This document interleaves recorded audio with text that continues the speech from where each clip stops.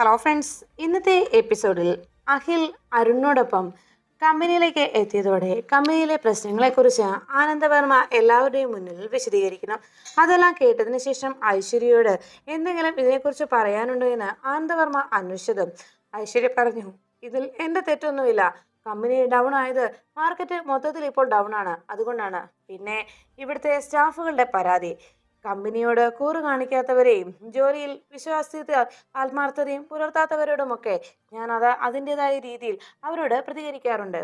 അതാണ് അവരെന്നോട് ഈ രീതിയിൽ ഇങ്ങനെയെല്ലാം എനിക്കെതിരെ പരാതി പറഞ്ഞത് എന്ന് ഐശ്വര്യ പറഞ്ഞു. ഇതെല്ലാം കേട്ടതിന് ശേഷം അരുൺ പറഞ്ഞു, അതൊക്കെ വെറുതെയാണച്ചാ. ഐശ്വര്യയുടെ കൂടെ നിൽക്കുന്നവരും ഐശ്വര്യയ്ക്ക് എപ്പോഴും സപ്പോർട്ട് ചെയ്യുന്നവരോടുമാണ് ഐശ്വര്യയ്ക്ക് ഏറ്റവും കൂടുതൽ താല്പര്യം. അല്ലാത്തവരെ എല്ലാവരുമാണ് ഐശ്വര്യ വിമർശിക്കുന്നത്. അവളുടെ തുള്ളാട്ടത്തിനും കൂത്തിനുമൊക്കെ കൂടെ നിൽക്കുന്നവരെയാണ് അവൾ എപ്പോഴും സപ്പോർട്ട് ചെയ്യുന്നത് എന്ന് അരുൺ അറിയിച്ചു. അത് കേട്ടതും ഐശ്വര്യ അരുണിനോട് പറഞ്ഞു, അരുൺ, ഈയിടെയായിട്ട് അരുണിനെ എന്നെ ഇങ്ങനെ വിമർശിക്കുന്നത് വളരെ ഇഷ്ടമുള്ള കാര്യമാണ്. ഇത് കൂടി വരുന്നുണ്ട്. ഇതിങ്ങനെ വെച്ച് പുലർത്താൻ ഞാൻ ആഗ്രഹിക്കുന്നില്ല. ഇനിയും എന്നെ വിമർശിച്ചുകൊണ്ട് അരുൺ സംസാരിച്ചാൽ ഞാൻ അത് ക്ഷമിച്ചെന്ന് വരില്ല എന്ന് പറഞ്ഞ് അരുണിന് നേരെ ഐശ്വര്യ കയർത്ത് സംസാരിക്കുന്നു. ഇതെല്ലാം കേട്ടതിന് ശേഷം ഉടനെ വസുന്ധര പറഞ്ഞു, അല്ല, നമ്മളിവിടെ സംസാരിക്കുന്നത് നമ്മുടെ കുടുംബകാര്യമാണോ അതോ കമ്പനിയുടെ പ്രശ്നം പരിഹരിക്കാനാണോ ഈ മീറ്റിംഗ് എന്ന് ചോദിച്ചതും ആദിത്യം പറഞ്ഞു, നമ്മുടെ ഈ കമ്പനി കുറെ നാള് നോക്കിയത്, എല്ലാ കമ്പനിയുടെ ഓൾ ഇൻ ഓളായി ഈ കമ്പനിയിൽ പ്രവർത്തിച്ചു വന്നതും അഖിലാണ്. അതുകൊണ്ട് ഇതിൽ അഖിലിന്റെ അഭിപ്രായം എന്താണെന്ന് നമുക്ക് അന്വേഷിക്കുന്നത് ശരിയായിരിക്കും എന്ന് പറഞ്ഞതും ആനന്ദവർമ്മ അതിനെ സപ്പോർട്ട് ചെയ്തു. ശരിയാണ്, ആദ്യം പറഞ്ഞതും ശരി തന്നെയാണ്. അഖി, നിന്റെ അഭിപ്രായം എന്താണെന്ന് പറ. നമ്മുടെ കമ്പനിയെ പഴയ അവസ്ഥയിലേക്ക് ഉയർത്തിക്കൊണ്ടുവരാൻ എന്താണ് നമ്മൾ ചെയ്യേണ്ടത് എന്ന് ചോദിച്ചതും ഉടനെ അരുൺ പറഞ്ഞു, നമ്മുടെ കമ്പനിയെ ഉയർച്ചയിലേക്ക് കൊണ്ടുവരണമെന്നുണ്ടെങ്കിൽ ആദ്യം ചെയ്യേണ്ടത് ഈ ധിക്കാരിയായ ഈ വൈസ് ചെയർപേഴ്സണെ ആ സ്ഥാനത്ത് നിന്ന് മാറ്റുക എന്ന് അരുൺ പറഞ്ഞത് കേട്ട് ഉടനെ ഐശ്വര്യ പറഞ്ഞു, ദേ അരുണെ, ഞാൻ പറഞ്ഞു, വെറുതെ എന്നെ മറ്റുള്ളവരുടെ മുന്നിൽ അപമാനിക്കാൻ തുടങ്ങിയാൽ ഞാൻ സഹിക്കില്ല എന്ന് പറഞ്ഞതും ഉടനെ വസുന്ധര പറഞ്ഞു, ആക്കി അരുൺ, ഇനി നീ ഒരക്ഷരം പോലും സംസാരിക്കരുത്. അങ്ങനെ പറഞ്ഞ് അരുണിനെ താക്കീത് ചെയ്തും ആനന്ദവർമ്മ പറഞ്ഞു, ഞാൻ ആദ്യം തന്നെ പറഞ്ഞു നിങ്ങളോട് രണ്ടുപേരോടും വെറുതെ ഇവിടെ വഴക്കുണ്ടാക്കരുത് എന്ന്.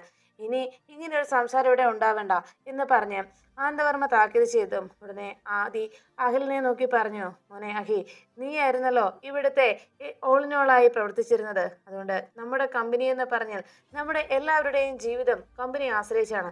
അതുകൊണ്ട് തന്നെ നമ്മുടെ കമ്പനി നമുക്ക് തകർച്ചയിലേക്ക് പോകുന്നതിൽ നിന്ന് കരകയറ്റണം. അതിന് നീ എന്തായാലും നിന്റെ സജഷൻ പറഞ്ഞേ പറ്റൂ എന്ന് പറഞ്ഞത് ഉടനെ വസുന്ധര പറഞ്ഞു, അതെ അഹി ഈ കമ്പനിയുടെ ഉയർച്ചയ്ക്ക് അഹിയുടേതായ ഒരു അഹി സ്വന്തമായി തന്നെ ഈ കമ്പനിയെ ഉയർച്ചയിലേക്ക് കൊണ്ടുവരുന്നതിന് വേണ്ടി നിന്റേതായ പല രീതിയിലും ആത്മാർത്ഥമായ പ്രവർത്തനം ഇവിടെ കാഴ്ചവെച്ചതാണ്. അതുകൊണ്ട് തന്നെ ഈ കമ്പനിയുടെ ഉയർച്ചയിൽ പ്രധാന പങ്കും നിന്റേതാണെന്ന് വേണമെങ്കിൽ പറയാം. നിനക്ക് ഈ ബിസിനസ് നടത്തി നല്ല എക്സ്പീരിയൻസ് ഉള്ള ആളാണ്. അതുകൊണ്ട് നമ്മുടെ കമ്പനിയെ പഴയ അവസ്ഥയിലേക്ക് കൊണ്ടുവരുന്നതിന് വേണ്ടി എന്ത് ചെയ്യണമെന്ന് അഖിൽ പറയണമെന്ന് വസുന്ധര ആവശ്യപ്പെട്ടത് ഉടനെ അഖിൽ പറഞ്ഞു, എന്തായാലും ഞാൻ എൻ്റെ അഭിപ്രായം പറയാം എന്ന് പറഞ്ഞത് ഉടനെ അഖിൽ പറഞ്ഞു, ആദ്യം തന്നെ ഇവിടെ അരുണേട്ടൻ പറഞ്ഞ കാര്യമാണ് ചെയ്യേണ്ടത് എന്ന് അഖി തൻ്റെ സജഷനായിട്ട് അറിയിച്ചു. അത് കേട്ടതും അരുണും ആദിയും പരസ്പരം നോക്കി പുഞ്ചിരിക്കുമ്പോൾ അഖിൽ പറഞ്ഞു, ആദ്യം ഇങ്ങനെയുള്ള പ്രവർത്തികളിൽ നിന്ന് വൈസ് ചെയർപേഴ്സണെ ഒഴിവാക്കി നിർത്തണം. വൈസ് ചെയർപേഴ്സണെ ഈ ഒരു സ്ഥാനത്ത് നിന്ന് മാറ്റണം. അതാണ് വേണ്ടത് എന്ന് അഖിൽ പറഞ്ഞത് കേട്ട് ആനന്ദവർമ്മ എല്ലാവരും പറഞ്ഞു, ശരി, ആ ഒരു തീരുമാനത്തോട് തന്നെ ഞാൻ യോജിക്കുന്നു. അപ്പോഴേക്കും അത് കേട്ട് നിന്ന ഐശ്വര്യയെ ആ വൈസ് ചെയർപേഴ്സന്റെ സ്ഥാനത്ത് നിന്ന് മാറ്റുമെന്ന് പറഞ്ഞത് കേട്ട് വിഷമത്തോടെ പെട്ടെന്ന് ഐശ്വര്യ വസുന്ധരയെ നോക്കി വിഷമത്തിൽ സങ്കടത്തോടെ തന്നെ അതിൽ നിന്ന് മാറ്റരുതെന്ന് ആവശ്യപ്പെടണമെന്ന് മുഖം കൊണ്ട് കാണിച്ചു. അപ്പോഴേക്കും വസുന്ധര ആ തീരുമാനത്തെ പിന്താങ്ങുന്നുണ്ടോ ഇല്ലയോ എന്നറിയാൻ ഐശ്വര്യ അങ്ങനെ നോക്കി വെക്കുമ്പോൾ ആനന്ദവർമ്മ പറഞ്ഞു, ആ തീരുമാനം എനിക്കും ഇഷ്ടപ്പെട്ടു, ഞാനും അതിനോട് യോജിക്കുന്നു. അപ്പോഴേക്കും അഹി ഈ ഒരു തീരുമാനം എല്ലാവരുടെയും മുന്നിലേക്ക് വെച്ചത് കേട്ട് വസുന്ധര വേഗം പറഞ്ഞു, അതെ, നമുക്ക് വൈസ് ചെയർപേഴ്സണെ മാറ്റുന്ന കാര്യമൊക്കെ അവിടെ നിൽക്കട്ടെ. നമ്മുടെ കമ്പനിയെ പഴയ അവസ്ഥയിലേക്ക് കൊണ്ടുവരുന്നതിന് വേണ്ടി നമ്മുടെ കമ്പനിയുടെ ബിസിനസ് കൂടുതൽ മെച്ചപ്പെടുത്തുന്നതിന് എന്താ വേണ്ടതെന്ന് പറയും. എന്തായാലും അഹി പഴയതുപോലെ കമ്പനിയിലെ പ്രധാന സ്ഥാനത്തേക്ക് വരണമെന്നാണ് ഞാൻ പറയുന്നതെന്ന് വസുന്ധര പറഞ്ഞതും ഉടനെ ആദിത്യം പറഞ്ഞു, ശരിയാ, എൻ്റെ അഭിപ്രായം തന്നെയാണ്. അത് തന്നെയാണ്, പഴയതുപോലെ തന്നെ ഈ കമ്പനിയുടെ പ്രധാന സ്ഥാനത്ത് അഖി വരണം, എന്നാൽ മാത്രം കമ്പനിക്ക് ഇനി പ്രോഫിറ്റ് ഉണ്ടാവുകയുള്ളൂ എന്ന് ആദിത്യം പറഞ്ഞത് കേട്ട് അഖി പറഞ്ഞു, ശരി, ഞാൻ സമ്മതിക്കാം. പക്ഷേ ഞാൻ പറഞ്ഞതുപോലെ ആദ്യത്തെ എൻ്റെ കണ്ടീഷൻ ഈ വൈസ് ചെയർപേഴ്സണെ ആ സ്ഥാനത്ത് നിന്ന് മാറ്റണമെന്നുള്ളതാണ് എന്ന് അഖി പറഞ്ഞത് കേട്ട് ഉടനെ ഐശ്വര്യ ചോദിച്ചു, അഖി, നിനക്കെന്താ എന്നോട് ഇത്ര വൈരാഗ്യം? എന്നെ ഇവിടെ നിന്ന് പുറത്താക്കണമെന്ന് നിനക്കെന്തോ വാശിയുള്ളത് പോലെയാണല്ലോ എന്ന് ഐശ്വര്യ ചോദിച്ചത് കേട്ട് അരുൺ പറഞ്ഞു, ആദ്യം വൈസ് ചെയർപേഴ്സൺ സ്ഥാനത്ത് നിന്ന് ഇവരെ മാറ്റിയതിനു ശേഷം ആ സ്ഥാനത്തേക്ക് ശ്യാമയെ നിയമിക്കണം. അത് കേട്ടതും ശ്യാമയെ നിയമിക്കണമെന്നുള്ള അഖിലിന്റെ ആ നിർദ്ദേശം അത് വസുന്ധരയെയും ഐശ്വര്യയെയും വല്ലാതെ ചൊടിപ്പിക്കുന്നു. എന്നാൽ അത് കേട്ടുനിന്ന ആനന്ദവർമ്മയും ആദിയും അരുണും ഒന്നടങ്ക ആ ഒരു സജഷനെ അംഗീകരിച്ചു. എനിക്കതിന് സമ്മതമാണ് എന്ന് ആദി പറഞ്ഞതും അരുണും പറഞ്ഞു, എനിക്കും സമ്മതമാണ്, അത് നല്ലൊരു തീരുമാനമാണ്. ഉടനെ ആനന്ദവർമ്മ അറിയിച്ചു, അങ്ങനെയാണെങ്കിൽ നമുക്ക് അങ്ങനെ അങ്ങ് തീരുമാനിക്കാം, എനിക്കിതിനോട് എതിർപ്പൊന്നുമില്ല എന്ന് പറഞ്ഞ് ആനന്ദവർമ്മ ആ ഒരു തീരുമാനത്തിലേക്ക് കാര്യങ്ങളെത്തിയത് സന്തോഷത്തോടെ പറയുമ്പോൾ അത് കേട്ടുനിന്ന ഐശ്വര്യയും വസുന്ധരയും പരസ്പരം ദേഷ്യത്തോടെ നോക്കി. ഉടനെ തന്നെ വസുന്ധര പറഞ്ഞു, ഐശ്വര്യ ഇവിടുന്ന് വൈസ് ചെയർപേഴ്സൺ സ്ഥാനത്ത് നിന്ന് ഒഴിവാക്കി ശ്യാമയെ വൈസ് ചെയർപേഴ്സണായി ഈ കമ്പനിയിലേക്ക് നിയമിച്ചാൽ അവൾ ഈ കമ്പനിയിലേക്ക് വന്നാൽ ആ നിമിഷം ഈ കമ്പനിയിൽ നിന്നും മാത്രമല്ല വീട്ടിൽ നിന്നും എന്നേക്കുമായി ഞാൻ ഇറങ്ങിപ്പോകും എന്ന് വസുന്ധര പറഞ്ഞു. അത് കേട്ടതും ആനന്ദവർമ്മ നോക്കുന്നത് കണ്ട് ഉടനെ ഐശ്വര്യ വളരെ സന്തോഷത്തോടെ വസുന്ധരയുടെ ആ തീരുമാനം കേട്ട് സന്തോഷിച്ചു. ഉടനെ തന്നെ അഖി പറഞ്ഞു, എനിക്കറിയാം, അത് നേരത്തെ എനിക്കറിയാമായിരുന്നു, അതുകൊണ്ട് ഞാൻ വെറുതെ ഒന്ന് പറഞ്ഞു എന്ന് മാത്രമേ ഉള്ളൂ. എൻ്റെ അമ്മയുടെ മനസ്സിലിരിപ്പ് എന്താണെന്നും എൻ്റെ അമ്മയുടെ മനസ്സെന്താണെന്നും ഒന്ന് തിരിച്ചറിയാൻ വേണ്ടി മാത്രം. പിന്നെ നിങ്ങളെ എല്ലാവരോടും പറയാനുള്ള ഒരു കാര്യം എന്താണെന്ന് വെച്ചാൽ, ഞാനേ ഇപ്പോൾ എൻ്റെ ശ്യാമയ്ക്ക് ഈ കമ്പനിയിൽ വന്ന് ഇവിടുത്തെ വൈസ് ചെയർപേഴ്സൺ സ്ഥാനത്ത് നിന്ന് അങ്ങനെ ഈ കമ്പനി ഉയർച്ചയിലേക്ക് കൊണ്ടുവരിക എന്നുള്ളതല്ല എൻ്റെ ശ്യാമയുടെ ലക്ഷ്യം. എൻ്റെ ശ്യാമയ്ക്ക് മറ്റ് പല ലക്ഷ്യങ്ങൾ വേറെയുണ്ട്. അതിനുവേണ്ടിയാണ് എൻ്റെ ശ്യാമ ഇനി ജീവിക്കുന്നതും. പിന്നെ എൻ്റെ കാര്യം, ഞാൻ ഈ കമ്പനിയിലേക്ക് എന്തായാലും ഇനി മടങ്ങി വരാൻ പോകുന്നില്ല. എനിക്ക് എൻ്റെതായ ഒരു ജീവിത മാർഗമുണ്ട്. അതുകൊണ്ട് തന്നെ പച്ചക്കറി ബിസിനസ് അത് അധിക ലാഭമൊന്നും ഇല്ലെങ്കിലും എനിക്ക് ജീവിച്ചു പോകാനുള്ള ചെറിയ ലാഭമൊക്കെ അതിൽ നിന്ന് കിട്ടുന്നുണ്ട്. ആ ചെറിയ ലാഭം കൊണ്ട് ഞാൻ ജീവിച്ചോളാം. പിന്നെ ഇപ്പോൾ അമ്മ പറഞ്ഞ ഈ ഒരു സ്ഥാനം തൽക്കാലം എനിക്ക് വേണ്ട എന്ന് അഖി പറയുന്നു. അപ്പോഴേക്കും വസുന്ധര പറഞ്ഞു, അഖി, നിന്റെ വിയർപ്പിന്റെ ഭാഗമാണ് നമ്മുടെ ഈ കമ്പനി വളർന്നത്, അത് നീ മറക്കണ്ട. ഈ കമ്പനിയുടെ ഉയർച്ചയിൽ നീയും നന്നായി വിയർപ്പ് ഒഴുക്കിയിട്ടുണ്ട് എന്ന് വസുന്ധര അങ്ങനെ പറഞ്ഞത് കേട്ട് അഖി പറഞ്ഞു, അമ്മയ്ക്ക് അത് ഓർമ്മയുണ്ട് അല്ലേ? എന്നാ അങ്ങനെ എൻ്റെ വിയർപ്പ് ഈ കമ്പനിയുടെ ഉയർച്ചയ്ക്ക് വേണ്ടി ഞാൻ ഒഴുക്കിയിട്ടുണ്ടെന്ന് അമ്മയ്ക്ക് അറിയാമായിരുന്നെങ്കിൽ പിന്നെ എന്തിനാണ് അന്ന് ഈ കമ്പനിയിൽ നിന്ന് എൻ്റെ സ്ഥാനത്ത് നിന്ന് എന്നെ ടെർമിനേറ്റ് ചെയ്യാനായി ഇത്ര ആവേശം കാണിച്ചത് എന്ന് അഖി വസുന്ധരയെ ചോദ്യം ചെയ്തു. എന്തായാലും ഇനി എനിക്കിവിടെ നിൽക്കാൻ വയ്യ. എൻ്റെ ബിസിനസ് സ്ഥാപനം ഞാൻ പൂട്ടിയിട്ടിട്ടാണ്, എൻ്റെ സമയം ഞാൻ കളഞ്ഞിട്ടാണ് ഇവിടെ വന്നിരിക്കുന്നത്. എനിക്ക് എൻ്റെ സ്ഥാപനം നോക്കേണ്ട ബാധ്യതയുണ്ട്. എനിക്ക് എൻ്റെ സ്ഥാപനം പ്രവർത്തിച്ചാൽ മാത്രമേ എനിക്ക് നേട്ടമുള്ളൂ. അതുകൊണ്ട് ഞാൻ പോട്ടെ എന്ന് പറഞ്ഞ് എൻ്റെ ബിസിനസ്സാണ് എൻ്റെ അന്നം എന്ന് പറഞ്ഞ് അഖി അവിടെ നിന്ന് ഇറങ്ങുന്നു. വസുന്ധര ആകെ നാണം കെട്ട് തല കുനിച്ചങ്ങനെ നിന്നു. അപ്പോഴാണ് അവിടെ തനിക്കും മകൾക്കുമായിട്ട് ശ്രീകുട്ടിക്ക് അരുൺ വാങ്ങിച്ചു കൊടുത്ത ആ പുതിയ വസ്ത്രങ്ങളെല്ലാം ശ്രീകുട്ടി ആ കവറിൽ നിന്ന് എടുത്ത് അശ്വതിയെ കാണിച്ചു കൊണ്ടിരുന്നു. അതെല്ലാം കണ്ടതും അശ്വതി വളരെ സന്തോഷത്തോടെ മകൾക്ക് വേണ്ടി അരുൺ വാങ്ങിച്ചു കൊടുത്ത ഓരോ ഗിഫ്റ്റും കണ്ട് അങ്ങനെ ഇരിക്കുമ്പോൾ ഉടനെ അതിലെ ഓരോന്നും എടുത്തിട്ട് ശ്രീകുട്ടി ചോദിച്ചു, അമ്മേ, ഇതെനിക്ക് ചേരുന്നുണ്ടോ? ഇത് മോൾക്ക് നന്നായിട്ട് ചേരുന്നുണ്ട് എന്ന് വളരെ സന്തോഷത്തോടെ അശ്വതി മറുപടി നൽകി. അതിനുശേഷം മോള് തനിക്ക് ഇടാനായുള്ള ഒരു ചെരുപ്പ് വാങ്ങിച്ചു തന്നത്, ഒരു ഷൂ വാങ്ങിച്ചു തന്നത് അതും എടുത്ത് അശ്വതിയെ കാണിച്ചു. ആ കൊള്ളാലോ മോളെ എന്ന് പറഞ്ഞ് അത് കയ്യിൽ പിടിച്ച് അങ്ങനെ ആസ്വദിച്ചിരിക്കുമ്പോഴാണ് ഉടനെ അശ്വതിക്ക് അടുത്ത ഉടുപ്പെടുത്ത് വേഗം മോള് തൻ്റെ പുതിയ പുതിയ ഉടുപ്പുകളെല്ലാം എടുത്ത് കാണിച്ച്. അതിനുശേഷം ശ്രീകുട്ടി പറഞ്ഞു, അമ്മേ, ഒരു കൂട്ടമുണ്ട് എന്ന് പറഞ്ഞ് ഒരു കവറെടുത്ത് അത് അശ്വതിയുടെ നേരെ നീട്ടി. ഇത് ആർക്കാന്ന് ഞാൻ ചോദിച്ചപ്പം ഇത് എന്നോട് അരുണങ്ങൾ പറഞ്ഞത് ഇത് എനിക്കുള്ളതല്ല എന്നാണ്, അതുകൊണ്ട് ഇത് അമ്മയുടെ കയ്യിൽ ഭദ്രമായി ഏൽപ്പിക്കണമെന്നും പറഞ്ഞു. ഇത് പിടിച്ചോ അമ്മേ എന്ന് പറഞ്ഞ് ആ കവറ് അശ്വതിയുടെ കയ്യിൽ ഏൽപ്പിച്ചു. അശ്വതി ഇത് വാങ്ങിച്ചതും ഉടനെ അശ്വതിയുടെ ശ്രീകുട്ടി ചോദിച്ചു, ഇപ്പൊ മനസ്സിലായില്ലേ അരുണങ്കലിന് എന്നെ വലിയ ഇഷ്ടമാണെന്ന്? അപ്പോഴേക്കും അശ്വതി പറഞ്ഞു, മനസ്സിലായി മോളെ. ഉടനെ തന്നെ അശ്വതിയുടെ ശ്രീകുട്ടി പറഞ്ഞു, എന്നാലേ അമ്മ ഇതെല്ലാം ഒന്ന് അടുക്കി വെച്ചേക്കണേ, എനിക്ക് ഹോംവർക്ക് ചെയ്യാനുണ്ട് എന്ന് പറഞ്ഞ് അവിടുന്ന് ആ ശ്രീകുട്ടി പോയി. ഈ സമയത്ത് തനിക്ക് വാങ്ങിച്ചു തന്ന എന്താണെന്നറിയാനായി അശ്വതി വേഗം ആ കവറിലെ ബോക്സ് എടുത്തു.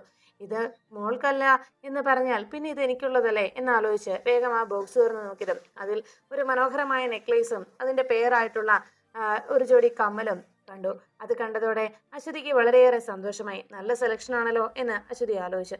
ഉടനെ തന്നെ അശ്വതി അത് എടുത്തുകൊണ്ടുപോയി തൻ്റെ കാതിലും കഴുത്തിലും അണിയിച്ച് വേഗം കണ്ണാടിയുടെ മുന്നിൽ നിന്ന് അതിന്റെ ഭംഗി ആസ്വദിച്ചു. കൊള്ളാം, നന്നായിട്ട് ചേരുന്നുണ്ട്, എന്തായാലും അരുണിന്റെ സെലക്ഷൻ കൊള്ളാം എന്നെല്ലാം ആ നെക്ലേസ് കഴുത്തിലണിഞ്ഞിട്ട് സന്തോഷത്തോടെ അശ്വതി ഓർത്തു. കൊള്ളാം, ഇതെനിക്ക് നന്നായിട്ട് ചേരുന്നുണ്ടല്ലോ എന്നെല്ലാം ആലോചിച്ച് അങ്ങനെ നിന്നതും അശ്വതി ഓർത്തു, അല്ല ഇതെനിക്ക് ഇഷ്ടപ്പെട്ടു എന്ന് ഞാൻ എങ്ങനെയൊന്ന് അറിയിക്കുക, എനിക്ക് ഇത് ഒത്തിരി ഇഷ്ടമായെന്ന് എങ്ങനെയാ പറയുക, ഒന്ന് വിളിച്ചാലോ എന്നാലോചിച്ച് അശ്വതി വിളിക്കാനായി ഒരുങ്ങി. അപ്പോഴേക്കാണ് ഫോൺ ചെയ്യാനായി തുടങ്ങിയതും അതില് ഫോൺ വിളിച്ചാൽ ചിലപ്പോൾ ഈ സമയത്ത് ഐശ്വര്യ എങ്ങാനും ഫോൺ എടുത്താലോ എന്ന് ആലോചിച്ചു. അത് വേണ്ട, വേറെന്താ ചെയ്യുക എന്ന് ആലോചിച്ചതും പെട്ടെന്ന് ഒരു ഐഡിയ ഓർത്തു.